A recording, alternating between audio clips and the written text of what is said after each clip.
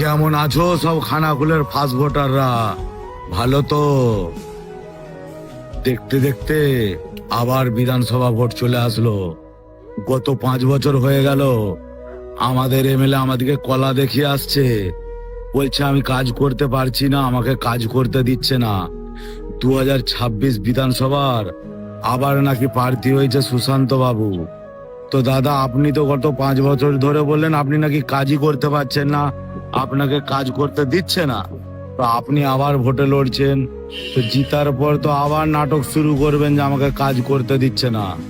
তা আমি বলছি দাদা, খানাকুলে তো আরো নতুন মুখ আসছে, আর আপনার ভোটটাও নতুন মুখকে দিয়ে দেখুন গত 5 বছর উনি কি কাজ করে। আর ফার্স্ট ভোটার দিকে অবশ্যই বলবো, নতুন মুখকে ট্রাই করো, বাজিয়ে দেখো, কাজ না করলে আবার ছুঁড়ে ফেলে দাও।